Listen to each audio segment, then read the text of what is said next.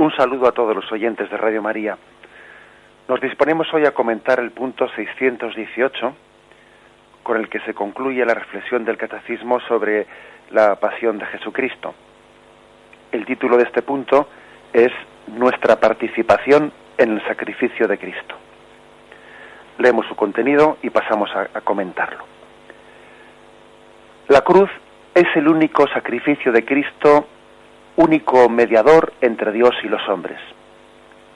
Pero porque en su persona divina encarnada se ha unido en cierto modo con todo hombre, Él ofrece a todos la posibilidad de que, en la forma de Dios solo conocida, se asocien a este misterio pascual.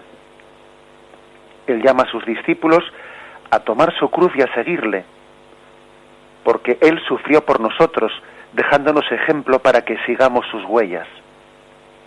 Él quiere en efecto asociar a su sacrificio redentor a aquellos mismos que son sus primeros beneficiarios. Esto lo realiza en forma excelsa en su madre, asociada más íntimamente que nadie al misterio de su sufrimiento redentor. Y termina el Catecismo con una cita de la vida de Santa Rosa de Lima: fuera de la cruz no hay otra escala por donde subir al cielo. Pues bien, entrando en este comentario de lo que es la participación en el sufrimiento de Cristo, tenemos que decir ciertamente que la solución, la forma en la que Cristo ha tenido de afrontar pues el misterio del sufrimiento, pues tiene pues una respuesta, podríamos decir, muy peculiar por parte de Jesucristo, que verdaderamente es comprometida. Comprometida es una respuesta existencial. ¿A qué me refiero? Pues me refiero a que muchas veces los que sufren, los que sufrimos, estamos tentados de replicar pues a los que hablan del valor del sufrimiento, a los que igual pues de alguna manera predican sobre ello o dicen palabras bonitas sobre el valor del sufrimiento, pues estamos tentados de replicarles, sí, que es muy fácil, es muy bonito hacer discursos sobre los beneficios del sufrimiento, que el sufrimiento es un bien, pero que no es lo mismo predicar que dar trigo, decimos, ¿no? Que no es lo mismo hablar del sufrimiento que sufrir uno mismo. Y bueno, por eso digo que la respuesta de Cristo es tan peculiar, porque Él mismo responde a esta objeción, el mismo Dios Padre responde a esta objeción, enviando a su propio Hijo a un destino que comportaba el máximo sufrimiento, y el mismo Cristo aceptando libremente esa vocación a la cruz. Por lo tanto, Jesús no es que dé una respuesta teórica, no es que da una respuesta personal, vital, existencial, que compromete su vida. En el plano del sufrimiento no ha faltado nada a la solidaridad de Jesús con los hombres. Además de dolores físicos suficientemente evidenciados en la crucifixión, Jesús ha conocido profundas pruebas morales, sufrió la injusticia en las acusaciones que se formulaban contra Él, que eran falsas, conoció el sufrimiento del fracaso, no consiguiendo aceptar su mensaje ni suscitar la fe en el pueblo al que Él pertenecía, bebió el cáliz de la ingratitud de las turbas, en su interior sufrió hasta el sentirse abandonado por su Padre, verse entregado a la soledad ante la desgracia. Por lo tanto, Jesús, cuando nos habla o nos revela el sentido del sufrimiento, lo hace con un compromiso personal de toda su vida. El suyo no es un discurso teórico, como quien habla desde un púlpito de una teoría, sino que su propia vida es revelación del sentido del sufrimiento. Jesús ha asumido plenamente este misterio sacrificial, y en el decurso de su vida es patente su voluntad, fijaros bien, no únicamente para revelarnos el sentido del sufrimiento, sino también para aliviar los dolores que encuentra a su paso. Lejos de pensar que ya que él mismo ha asumido el sufrimiento, pues los demás por lo menos que lo soporten también, porque si Jesús lo ha soportado, pues los demás también, bueno, que sufran el mismo camino que Jesús ha sufrido, ¿no? Bueno, sí, pero no, porque Jesús puso todo su empeño en aliviar los sufrimientos a su alrededor. Por lo tanto, Jesús abraza el sufrimiento, pero al mismo tiempo también intenta evitarlo. Y la compasión eficaz que de Jesús demostró hacia los que sufrían en sus milagros, prueba que él no desea otra cosa sino la dicha de la humanidad. O sea, prueba bien a las claras que la relación de Jesús con el sufrimiento no es una relación de masoquismo. No, Jesús abraza el sufrimiento y al mismo tiempo intenta aliviarlo, las dos cosas al mismo tiempo. Esto nos enseña que aunque en el drama del Calvario pues el sufrimiento ha representado un valor de suprema importancia, la asociación del cristiano a ese destino doloroso de Cristo también tiene que ir unida a un ardoroso afán por aliviar los sufrimientos de los demás y aminorar el dolor del mundo. Esto también lo han entendido las almas especialmente asociadas a la pasión de Cristo. Estoy pensando, por ejemplo, en San Pío de Pietrelcina, este estigmatizado de Jesucristo, aquel que cargó sobre sí los sufrimientos físicos tremendos y morales, de persecuciones y de desprecios. Sin embargo, una de sus intuiciones principales fue la de aliviar los sufrimientos, y él fundó ese hospital de alivio del sufrimiento allí, pues en el entorno de su monasterio, un gran hospital, como una inspiración del Señor, porque el que había sido marcado por el sufrimiento de Cristo quería aliviar el sufrimiento del mundo. Pues bien, esta aparente vocación de Jesús de asumir el sufrimiento e intentar aliviarlo, nos enseña cuál es la clave, lo propio, lo específico de Jesús. Es el sufrimiento transformado en acto redentor. Jesús, al rebelarse contra la interpretación de que el sufrimiento es castigo, quería acabar con la injusticia que consiste en juzgar a los demás culpables en la medida en que sufren. Por su propia pasión, Jesús da a entender, de modo más elocuente, que el sufrimiento terreno no tiene carácter de castigo. La prueba es que él era el plenamente inocente, él era la santidad irreprochable.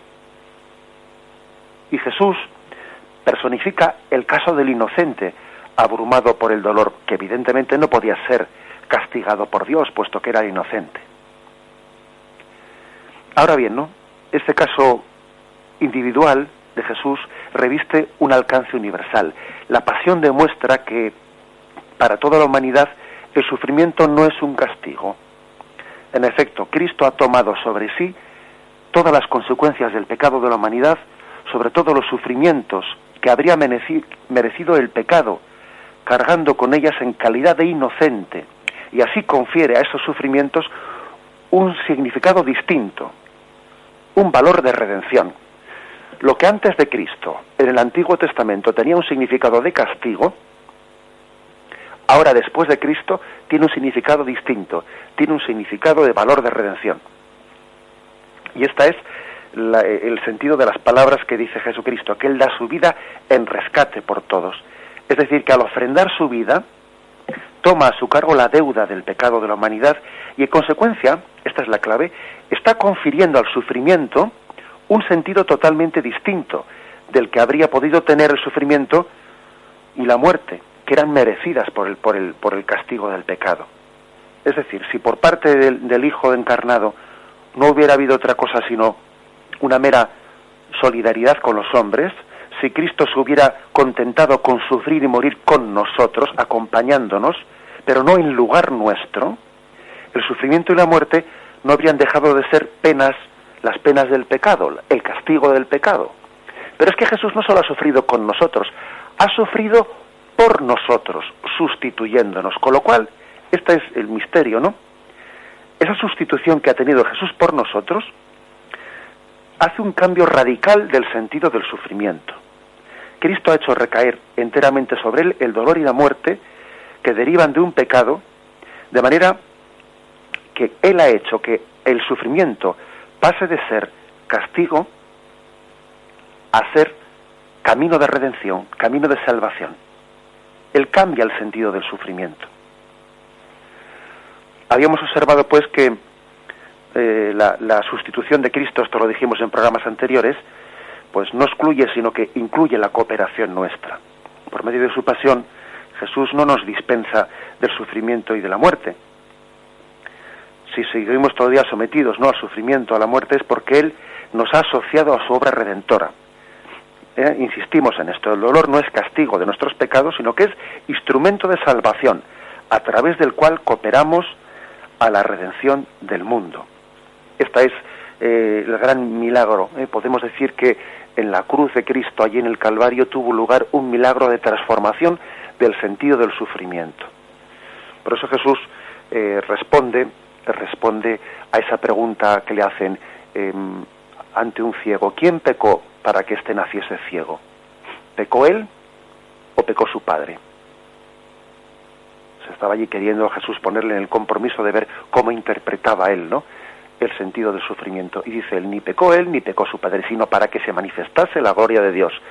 Es decir, el sufrimiento en Cristo ha dejado de tener, en el Antiguo Testamento sí lo tenía, pero en este momento, después de Jesucristo, el sufrimiento ha pasado a tener el sentido de la manifestación de la gloria de Dios, porque redime al hombre, porque le purifica, porque le eleva a una condición de corredentor, como ahora vamos a intentar explicar. No se puede pues nunca interpretar un sufrimiento que le sobreviene a un individuo como un castigo infligido por Dios, sino que es cierto que desde el punto de vista, incluso fijaros bien, que desde el punto de vista de que ciertas leyes naturales de la naturaleza han sido, pues igual han sido violentadas. Imaginémonos pues que, por ejemplo, pues que ciertas personas están sufriendo pues el padecimiento del SIDA, pues porque en sus vidas han tenido pues un comportamiento moral incorrecto, se han metido a la droga, fruto de la droga se contagiaron con el SIDA, etcétera, etcétera. ¿Sería correcto decir que esas personas sufren el SIDA como castigo por sus pecados? Pues yo creo que hay que responder claramente no sería correcto, ni incluso en ese caso, después de la redención de Cristo, no sería correcto decir estos sufren el SIDA como castigo o como consecuencia por sus pecados. No sería correcto. Sino que más bien, desde Cristo, cualquier situación de cruz hay que entenderla como una ocasión de ofrenda y de redención. Esa persona sufre el SIDA, otra persona sufre lo que sea como una ocasión de ofrenda de su vida por la redención, suya personal y del mundo. Todo sufrimiento ha sido enviado, permitido por Dios en miras a una ofrenda redentora. Así pues, ¿no?, hay que decir que Jesús supera la interpretación del Antiguo Testamento a la hora de hablar de la redención, lo mismo que Jesús dice, se dijo a los antiguos, pero yo os digo, es decir, Jesús rectifica el Antiguo Testamento, por ejemplo, se dijo ojo por ojo y diente por diente, pero yo te digo, al que te pegue en una mejilla pon en la otra. De la misma forma que Jesús supera el Antiguo Testamento en muchas interpretaciones, también en este punto fundamental Él lo está superando y está dando una interpretación totalmente distinta, novedosa al sentido del sufrimiento. Es preciso observar que la descripción de las desgracias como castigos del pecado encierra, sí, es cierto, una parte de verdad, revela lo que ante Dios merece el pecado del hombre. El pecado del hombre merece el castigo, lo merece. Pero esto es tan solo una parte de la revelación, y el error consiste en quedarse aquí como si fuese una palabra definitiva, porque esa revelación parcial de que el dolor merece el castigo nos hace comprender cómo Cristo ha tomado sobre sí el sufrimiento y la muerte debidas al pecado. Y si la humanidad pecadora no los hubiera merecido, el Salvador no habría tomado sobre sí el peso de los mismos. Pero hay que decir que al final lo específico de la revelación es que Jesús, al tomar sobre sí esos sufrimientos, hace que el sufrimiento tenga para nosotros no ya carácter de castigo, sino carácter de ocasión de redención. Este es, por lo tanto, el punto de partida desde el que queremos explicar este último punto de nuestra participación en el sacrificio de Cristo. Lo meditamos y continuamos enseguida.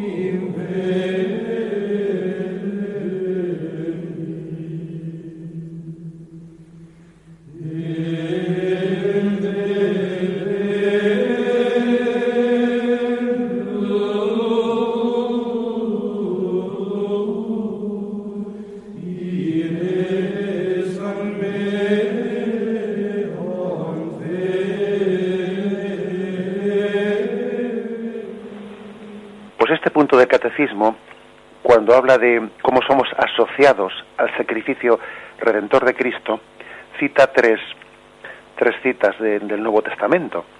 La primera es de Marcos 10:39. Es el contexto en el que se acercan los hijos del Zebedeo a Jesús. Jesús les dijo: no sabéis lo que pedís. Le habían pedido sentarse a la derecha y a la izquierda en su reino.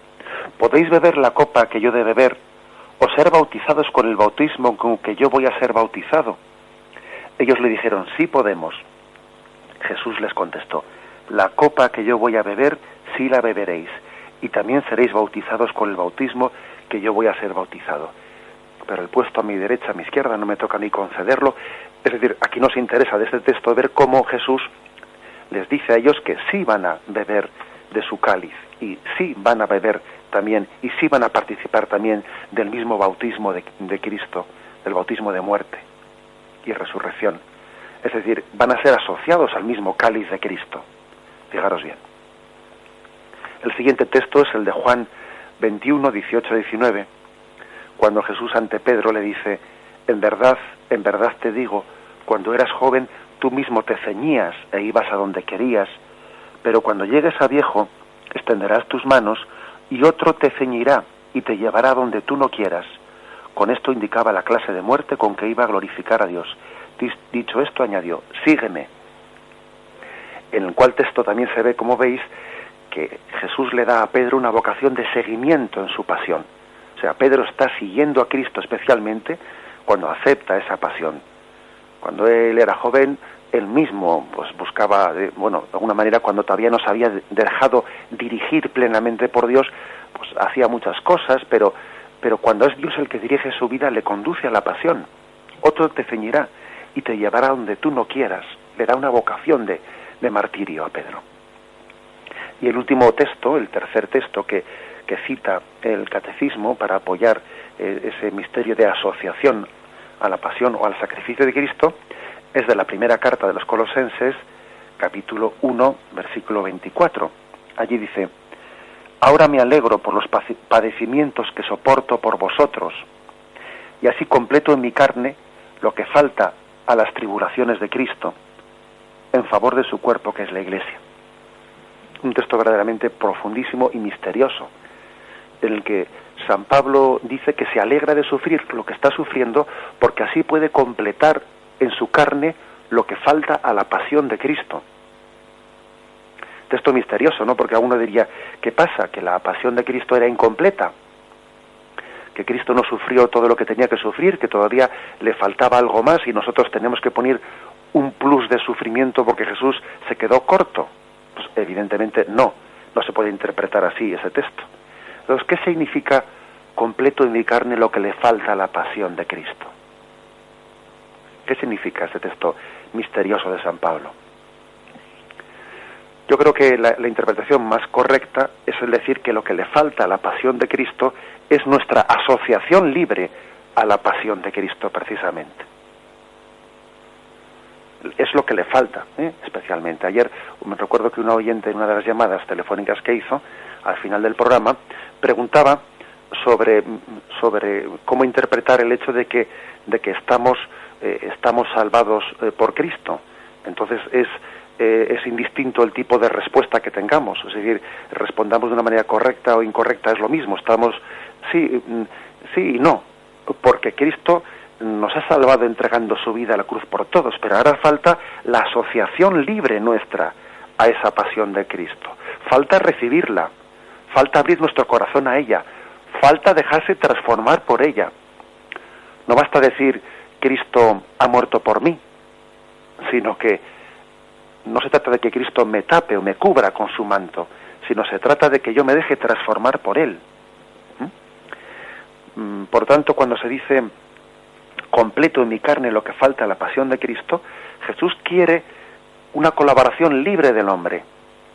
Jesús no quiere que seamos redimidos como un objeto, como un objeto, sino con una libre cooperación, con una libre apertura.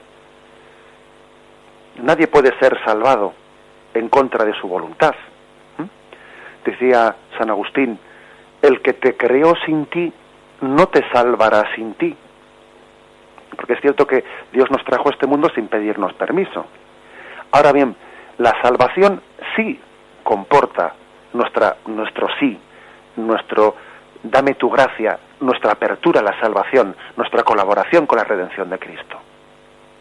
El que te creó sin ti no te salvará sin ti, sino que Cristo quiere nuestra asociación libre a la pasión de Cristo. Completo en mi carne lo que falta a la pasión de Cristo quiere decir que Cristo nos da también la gracia de que en nuestros sufrimientos de la vida estemos corredimiendo con Él. O sea, Jesús no solo nos redime, sino que nos hace corredentores. Es una redención mucho más perfecta que lo que nosotros pudiésemos haber imaginado. Nosotros podíamos haber imaginado una redención pasiva, ¿no? En la que, alguien hace algo por nosotros y nosotros lo recibimos como quien recibe, pues un objeto. No, pero Jesús no hace eso. Jesús nos asocia a su pasión y hace que los sufrimientos de nuestra vida estén todos plenamente unidos a ese sentido redentor, que no haya nada en nuestra vida que se desperdicie. Todo en nuestra vida, unido a la cruz de Cristo, tiene un valor redentor. No hay lágrima, no hay sufrimiento, no hay dolor inútil en nuestra vida. Este es el gran acto de fe, el que nosotros lleguemos a creer plenamente, con intensidad, que nada que ocurra en nuestra vida se ha desperdiciado. Cuando nosotros digamos, qué pena, me he equivocado, ¿no? Decimos, a veces incluso hasta lloramos, me gustaría echar marcha atrás en el tiempo y hacer las cosas de otra forma. Me gustaría incluso poder rectificar tal cosa, me gustaría, hasta con buena intención, ¿no? Podemos tener ese deseo. Bueno, pues en eso, aunque pueda haber buena voluntad, hay un error. El error de caer en cuenta de que hasta en nuestros errores, hasta en nuestro propio pecado, fijémonos bien, unido el sufrimiento del propio pecado, unido ese acto de contrición, unido a la pasión de Cristo, es gracia corredentora. Eso es unirse a la pasión de Cristo. Nada de lo que ocurre en nuestra vida es un fracaso, es un sinsentido, es algo sin fruto, sin valor redentor. Todo lo que está unido a la pasión de Cristo, todo dolor humano, todo pasa a ser corredentor. Eso es lo que significa completo en mi carne lo que falta a la pasión de Cristo en favor de su cuerpo, que es la Iglesia. Lo meditamos un momento.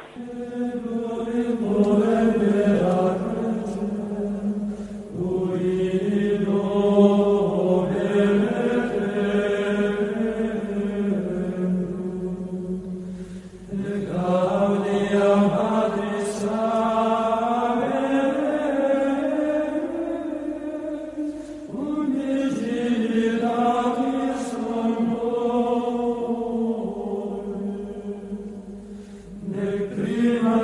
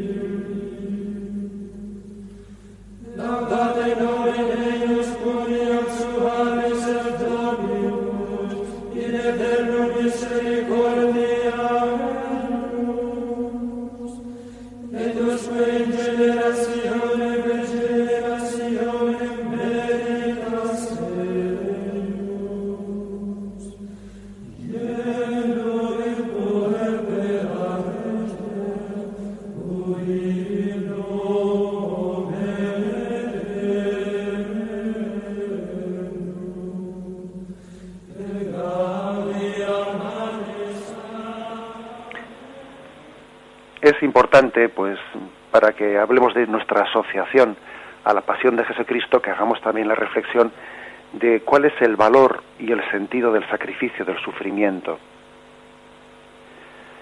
Hay que decir que, en primer lugar, el valor y el sentido del sufrimiento es la expresión, es el que es un momento privilegiado para expresar el amor. El amor se revela en el dolor de una manera muy privilegiada, es una forma muy adecuada para expresar el amor. Me refiero a que, bueno, pues las manifestaciones de amor pueden tener muchos caminos, ¿no? Pero algunos pueden ser equívocos, incluso pueden ocultar intereses egoístas. Cuando una persona expresa su amor a otra, pues a través de palabras bonitas o de gestos delicados, bueno, pues como por ejemplo el envío de un obsequio, de un regalo. Bueno, pues en principio puede ser, ¿no?, que esos gestos externos sean signo de un amor interno, pues también sincero, pero pueden no serlo. Eso puede ser equívoco, y de hecho estamos pues cansados de verlo, ¿no?, como palabras bonitas o gestos bonitos luego en el fondo pues están escondiendo un amor egoísta. Sin embargo, la prueba más inequívoca de un amor verdadero es la capacidad de sufrir por la persona amada. Nadie tiene amor más grande que el que da la vida por sus amigos, ¿no? Dice Jesús en San Juan 15, versículo 13. El sufrimiento es la demostración más inequívoca del amor. Se dice que quien no sabe sufrir no sabe amar. Y es el lugar más inequívoco para manifestar el amor. Dime cuánto estás dispuesto a sacrificarte y te diré cuánto amas a esa persona. Por eso hay que decir que esta es la primera razón de ser del sufrimiento. El Padre ha querido el sufrimiento a título de redención, porque en el dolor el hombre puede amar más, se agudiza más su capacidad de amar. Esa es una primera razón de ser, de cuál es el sentido, ¿no?, del sufrimiento. Una segunda razón de ser es el hecho de que el sufrimiento es también nuestro camino. La cruz es camino. Jesús nos enseña a que la cruz se convierta en el camino del hombre. Fue el camino de Jesús, y Jesús quiere que el cristiano caiga en cuenta de que la cruz es necesaria como camino para la resurrección. ¿Por qué? Pues porque hace falta todo un proceso de purificación interior que el hombre tiene que ir consumando. Sabemos que Dios es santo y que para gozar de su intimidad en el cielo es necesario la purificación de nuestro pecado. Sabemos que los limpios de corazón verán a Dios, y no así los hombres de corazón turbio. Y esa purificación bien tendrá lugar después de la muerte en el estado del purgatorio, puede y debe de ser adelantada en esta vida. Y entre los medios de purificación de nuestros pecados, nuestra Madre la Iglesia nos destaca la importancia de las obras de penitencia. En efecto, ¿no?, pues estamos hablando de cosas como la oración, el ayuno, la limosna. Bien, y el abrazar la cruz personal es el mejor camino de penitencia, el mejor camino de purificación. Así pues, la cruz se ha convertido en camino para nosotros. Es más, es que tenemos que llegar a desconfiar de los caminos o de las espiritualidades, ¿no?, que bueno, pues que se plantean sin cruz, espiritualidades de camino fácil, ¿no? camino fácil. Como cuando se nos dice en alguna propaganda por ahí, permitidme la broma, cuando se dice por ahí, aprenda inglés sin estudiar y sin esfuerzo. Bueno, pues si uno se lo cree, pues no lo queremos nadie. Bueno, pues lo mismo ocurre con una espiritualidad cuando se nos dice, no, pues seamos cristianos sin necesidad de abnegación ni de cruz. Bueno, pues eso es un timo, eso es un timo en el que tenemos que desconfiar. Uno de los sentidos del sufrimiento es que la cruz es camino, y no debemos de creer sino en un Cristo y un Cristo crucificado, que es el camino del Cristo glorioso, como nos dice San Pablo. Esa es una segunda razón de ser importante del porqué, el sentido del sufrimiento. Una más. Fijaros, la propia identificación con Cristo crucificado. Los santos, los místicos, y todos deberíamos de desear serlo, aunque no lo seamos, ¿no? Los santos han abrazado la cruz no solo ya porque la cruz era necesaria para su purificación, no solo porque sin cruz nuestra vida no se configura con Cristo, no solo porque necesitemos adelantar esa purificación a esta vida, sino que han abrazado la cruz como un amor, como una expresión de amor al mismo Jesucristo. Es decir, cuando se ama a una persona, se la ama hasta en su propio destino. La identificación con Cristo nos hace amar la cruz. Antes hemos hablado del caso de San Pío de Pietrelcina, de San Francisco de Asís, o tantos otros santos en los que se han enamorado de la pasión de Jesucristo, experimentando la plena unión del amor esponsal con Cristo crucificado, por mero deseo, por mera comunión esponsal de amor con el crucificado. También tenemos que pedir eso como gracia, aunque tengamos también pues una especie de reacción de aversión natural, ¿no? Que nuestra naturaleza no ama la cruz, no ama el sufrimiento, más bien siente una repugnancia hacia él. También Jesús sintió esa repugnancia en Getsemaní, pero el amor a Cristo crucificado hace pues que el hombre supere esa repugnancia. Y por último, el valor y el sentido del sufrimiento, del sacrificio, pues es el que hoy estamos especialmente subrayando en el programa, es la corredención, ese milagro que ha hecho Jesucristo en la cruz, asumiendo él el pecado y lo que tenía de castigo hacia nosotros, asumiéndolo él, hacer que el sentido del sufrimiento tenga un valor de corredención. En Cristo, y al igual que él, nosotros somos sacerdotes, ofreciendo el sufrimiento y el dolor al Padre. En el Nuevo Testamento el sacerdote y la víctima se identifican. Jesús es el sacerdote que ofrece el sufrimiento y es la víctima que ofrece las dos cosas. Es el sacerdote y es la víctima del sacrificio. De la misma manera nosotros somos también el sacerdote que ofrece el sufrimiento y somos la víctima. Somos el sufrimiento ofrecido y el sacerdote que ofrece el sufrimiento, las dos cosas a la vez. Y es que el Señor ha querido hacernos copartícipes de su tarea redentora, de forma que no nos limitemos pasivamente a ser la víctima, sino que también seamos el sacerdote que la ofrece en el altar de nuestra vida, uniéndolo al altar del sacrificio eucarístico cada vez que celebramos la Santa Misa. Ese es el sentido del sacerdocio común de los fieles. No solo somos víctimas, somos el sacerdote oferente a Dios Padre. Y por Cristo, con él y en él, todo nuestro sufrimiento tiene un valor redentor. Bien, vamos a meditarlo brevemente antes de continuar.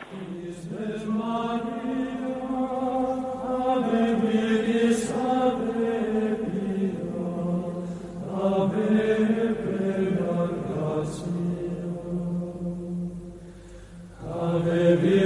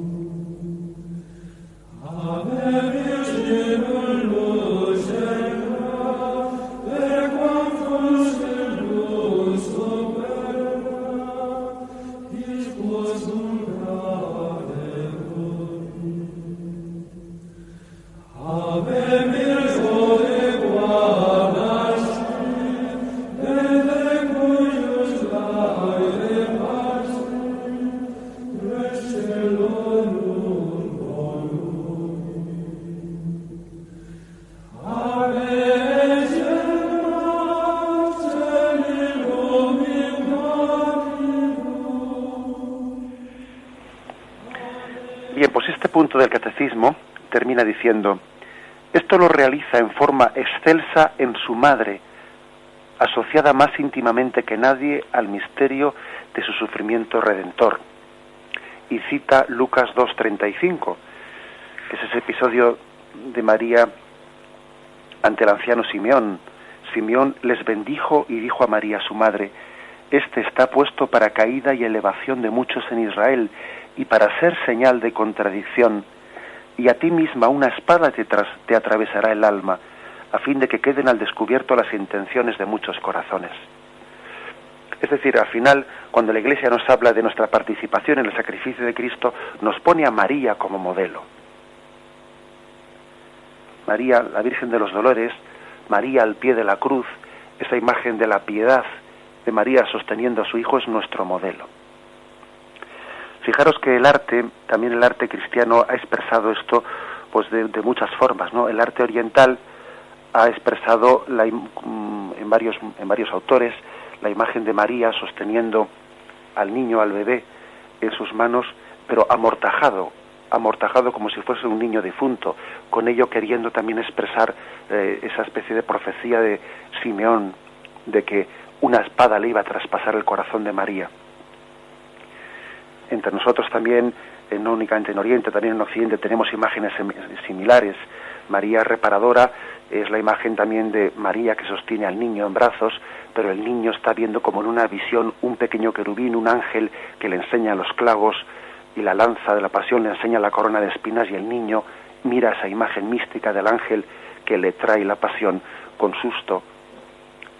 Bien, también hay otros momentos aquí, por ejemplo, en Zumárraga, desde la población en la que yo os hablo, tenemos una ermita, la ermita de la Antigua, en la que se conserva una antigua imagen de la piedad, pero con una cosa peculiar, y es la Virgen Madre que sostiene a su hijo en los brazos, descendido de la cruz, pero con la peculiaridad de que tiene el tamaño de un niño, aunque es un niño adulto, un niño crucificado, pero tiene el tamaño de un niño puesto en manos de su madre, queriendo también con ello expresar esta imagen de la profecía de Simeón. Bien, tengamos en cuenta, ¿no?, todas esas expresiones del arte cristiano, que quiere hablar de María corredentora al pie de la cruz. Estas imágenes nos hablan de María que venció la expresión meramente del amor carnal. El amor carnal de una madre puede impulsarla, yo creo que más o menos naturalmente le conduce a sufrir por los sufrimientos de un hijo. Una madre lo que quiere es que su hijo no sufra, intenta evitar que su hijo padezca cualquier tipo de sufrimiento. Ese es un amor carnal. Pero es que María superó el amor carnal. María no estuvo intentando evitar los sufrimientos de su hijo, sino que María acompañó a su hijo y fue un estímulo para que su hijo Jesucristo abrazase el camino de la cruz. Esto es todo un ejemplo para las madres cristianas, todo un ejemplo para que superen ese amor carnal hacia sus hijos, que a veces expresan sacar la cara indebidamente a un hijo, pues intentar defenderles cuando son corregidos por otras personas, evitar un tipo de educación en la que el hijo se sacrifique más, etcétera, sino más bien el auténtico amor de María, el que es un modelo para nosotros, es aquel que el amor espiritual supera al amor carnal. María se asocia a la pasión de su hijo y ella también pronuncia el sí quiero, la cruz. María, en un misterio de dolor, ella también abraza esa cruz sabiendo de una manera misteriosa, ¿no? Pues porque tampoco ella tenía la visión beatífica que tenía Jesucristo, pero confiando plenamente en que ese misterio de cruz es misterio, tal y como Simeón le dijo, es misterio de salvación para todos los hombres. Así pues, vamos a concluir pidiéndole a María, ¿no? Pidiéndole a María la asociación voluntaria, libre, con un corazón plenamente confiado a la pasión de Cristo, con un amor espiritual a nuestros hermanos que supere el amor meramente carnal. Concluimos aquí la explicación del Catecismo de nuestra Madre la Iglesia en este punto 618. Continuaremos a partir del próximo día ya con a partir del capítulo en el que habla de Jesucristo sepultado, después de que hemos terminado ya así propiamente lo que es la pasión y muerte de Jesucristo. Quien desee participar puede hacerlo con alguna pregunta o con alguna aportación en el número 917 107 700 917 107 700.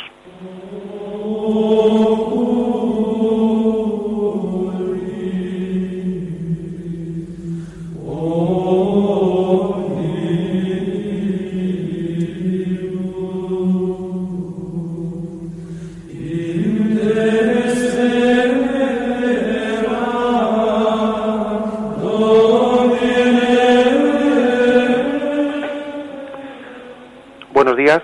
Hola, buenos días.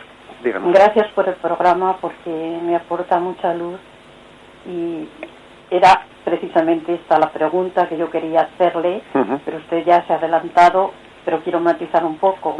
La pregunta era: yo sufro en mi cuerpo lo que falta la pasión de Cristo, porque a raíz de un accidente yo llevo 27 años, con invalidez, con sufrimientos, con enfermedades y con todo. Entonces mi pregunta ahora, después de esclarecer que contribuimos a la pasión de Cristo con nuestros sufrimientos, es cómo, si tú has hecho esa ofrenda, sientes la repugnancia, que también sé que él la sintió, pero hay momentos de rebeldía, que la carne tú no te das cuenta, pero en esas décimas de segundo, ¿qué es lo que pasa ahí? Cuando tú te das cuenta y rectificas, o sea, le pides a Dios que no te haga caso de lo que grita la naturaleza por dentro. De acuerdo, muy bien.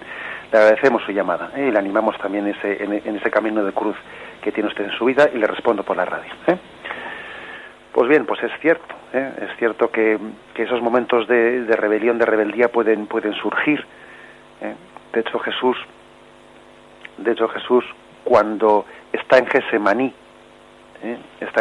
y está pidiendo: Padre, si es posible que pase de mí este cáliz, y luego vuelve otra vez y dice que no se haga mi voluntad sino la tuya. Cuando está teniendo esa lucha interior, curiosamente, cuando va ante sus apóstoles que estaban dormidos, les dice: velad y orad, porque el espíritu es firme y la carne es débil. O sea, es decir, el mismo Jesús, en ese mismo momento en que él estaba sintiendo esa tribulación, les dice a los apóstoles que el espíritu es decidido, pero la carne es débil. O sea que el mismo Jesús, parece que en el momento en que él estaba sufriendo esa especie de contradicción, a la que la oyente se refiere, ese querer entregarse al Padre pero sufrir la resistencia y la repugnancia de la carne, les dice la importancia de permanecer en vela en la oración, porque es cierto, porque se está dejando patente de que la carne es débil y lógicamente tenemos una especie de repugnancia natural al sufrimiento, que tenemos que, pues como hemos dicho ahora, sobreponer la confianza en el Espíritu, ¿no? Pues a la repugnancia natural de la carne, al sufrimiento. Creo que, por lo tanto, esa es la respuesta que habría que darle. El hombre nuevo es aquel que se fundamenta, ¿no?, en la fortaleza del Espíritu, frente al hombre viejo, que es aquel que está sustentado únicamente en la debilidad de la carne.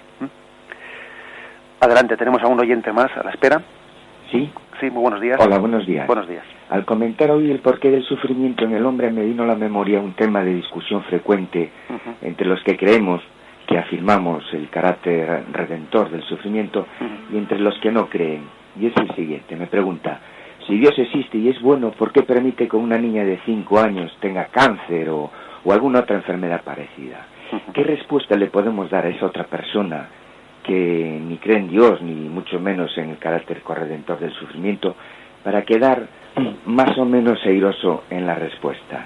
Muchas gracias. Bien, muchísimas gracias. Bien, la verdad es que es muy difícil dar una respuesta a esa pregunta sin adentrarnos en el terreno de la fe, ¿eh?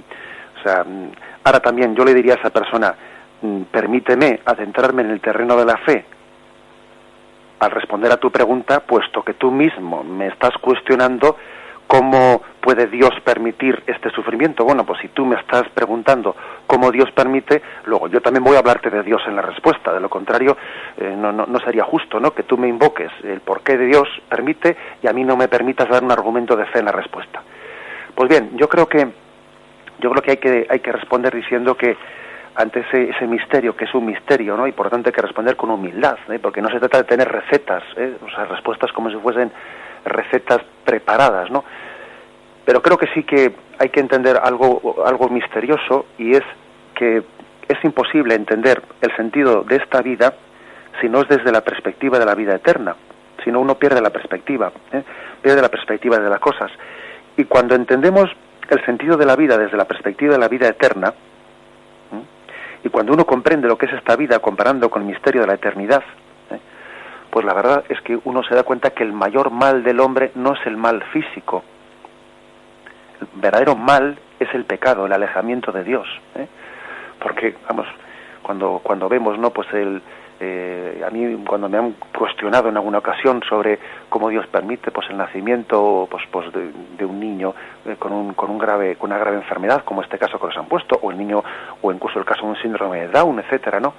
Yo creo que hay que decir que benditos niños que sufren y padecen, pero podemos llegar a decir que en esa perspectiva de vida eterna son los favoritos de Dios, y son aquellos que, como los santos inocentes, ¿no?, de Belén, murieron en vez de Cristo, y son expresión de la inocencia que Cristo ha llegado a formar en la humanidad. Por lo tanto, yo diría que a veces a esa pregunta yo he dicho: con mucho gusto me cambiaría yo mi destino eterno por ese niño. Lo digo así de claro. Con mucho gusto ahora mismo cambiaría mi destino eterno por ese niño inocente, porque verdaderamente creo que su destino eterno de salvación y de gloria eterna, pues bueno, pues está certificado por la propia pasión de Cristo, Mientras que los que nos consideramos que no tenemos esa desgracia, bueno, pues me parece que igual vamos a tener un camino de salvación bastante más complicado, porque la inocencia de ese niño la perdimos, Por lo tanto, creo que este es el primer criterio para responder a ese tema, Y en segundo caso, pues evidentemente esa familia que está en torno a ese niño sufre, y ese sufrimiento, pues bien encauzado, será un sufrimiento redentor para esa familia, porque uno a veces observa que esos sufrimientos en una familia la purifican mucho, le hacen crecer en sensibilidad, le hacen afinar mucho espiritualmente a una familia, o si no saben encauzar ese dolor, pues lo encauzan por otro lado totalmente distinto, ¿no? Como quien dice: voy a abortar porque me han dicho que el niño viene mal y entonces me quito este sufrimiento de encima, O sea, el sufrimiento puede ser un afinador de la sensibilidad humana para que se santifique, o el sufrimiento puede, cuando no tiene esa clave de redención, lo que hace es destruir al propio hombre. Bien, adelante, si tenemos a un oyente más a la escucha. Buenos días. Buenos días. Bueno, padre, nos ha abierto una panorámica maravillosa, pero yo quería hacerle dos preguntas. Primero, hay personas que conocemos todos que son buenísimas y dicen: yo no tengo tu fe y todas estas cosas, pero que se preocupan muchísimo más de todas las demás personas que les rodean que ellos mismos. ¿Esto cómo lo va a recibir el Señor para su futuro si no llegan a tener fe o demás? Y en segundo lugar, que nos ha hecho una exposición de poder ser corredentores e incluso sacerdotes en Cristo, que es maravilloso, y creo que si esto pues lo oyéramos mucho más, pues viviríamos una vida mucho más plena, porque todos sufrimos y a veces mucho, ¿no? Pero pensar eso y pensar, yo he leído en Canta la Mesa, en la Eucaristía Nuestra Santificación, que siempre que estemos en sufrimiento y en la Eucaristía, pensemos como que estamos con María y con Juan allí al pie de la cruz, y cuando el Señor dice, Padre, en tus manos encomiendo mi espíritu, que todos estamos ahí, que podemos ser eso mismo. Entonces, esas son las dos cosas que le quería decir. Recuérdame un poco cuál es la primera que se me ha pasado. La primera, sí. Una persona que es buenísima, que se preocupa de todo el mundo, ya de acuerdo, pero que no dice que no tiene fe. De acuerdo, muchas gracias. Muchísimas gracias. Bien, pues ciertamente la gracia de Cristo está continuamente actuando, ¿eh? Incluso hay que decir una cosa, que la gracia, aunque una persona incluso no estuviese en gracia de Dios, sea o no sea cristiana, aunque estuviese en pecado, aunque no esté inhabitado, aunque no tenga la gracia santificante, pues hay que decir que incluso no viviendo en gracia, pues también el Señor da sus gracias actuales. Es decir, que una persona, si vive en gracia más, por supuesto, pero incluso no viviendo en gracia, el Espíritu Santo sigue actuando y sigue inspirando, que sean con inspiraciones momentáneas, actuales, ¿no? O sea, siempre hay que estar abierto a todo el bien que la gracia de Cristo suscita en todas las personas, aunque no sean conscientes ellos, ¿no?, de que es la gracia de Cristo la que les está moviendo, Eso como, pues que, digamos, de cara a la salvación eterna, que es lo que la oyente también nos preguntaba, ¿no? Pues de qué manera eso podrá ser computado, pues solamente Dios lo sabe. Él sabe los talentos que dio a cada persona, y cada uno seremos juzgados conforme a los talentos que Dios puso en nuestra vida, Por eso solamente Dios puede juzgar, porque Él sabe los talentos que nos dio de cara a la fe, las gracias que nos dio y de qué manera hemos respondido a esas gracias. Creo que por lo tanto hay que bendecir a Dios y sumar lo positivo, y no compararse porque este es peor que mí, peor que yo, y a veces los que rezan son peores o mejores. No, perdón, aquí sumemos todo el bien, y cada uno que procure responder a los talentos que recibió del Señor, Y en efecto, la segunda parte de la pregunta, pues creo que es cierto que la clave del sufrimiento de Jesucristo es que somos sacerdotes y somos víctimas al mismo tiempo. Y el altar, sacerdote, víctima y altar. El altar es la circunstancia de mi vida, la cama de un enfermo, el despacho de alguien que trabaja en una oficina, o la fábrica. Ese es mi altar. La fábrica, lo que fuere, o los libros de un estudiante, ese es su altar. La víctima soy yo, porque me cuesta esa entrega, me cuesta la entrega generosa, en renuncia, en sacrificio. Y el sacerdote soy yo también, porque Cristo me ha permitido ser sacerdote, que ofrezca a esa víctima en este altar concreto en el que Dios me ha puesto. Creo que es importante engarzar, ¿no?, pues esta espiritualidad en nuestra vida concreta. Cristo es sacerdote, víctima y altar, y también nosotros en nuestra vida somos sacerdotes y víctimas en el altar de la vida, allí donde Dios ha querido que estemos plantados en la vida. Tenemos ya el tiempo consumido. Damos gracias a Dios por haber podido comentar este punto del catecismo. Alabado sea Jesucristo.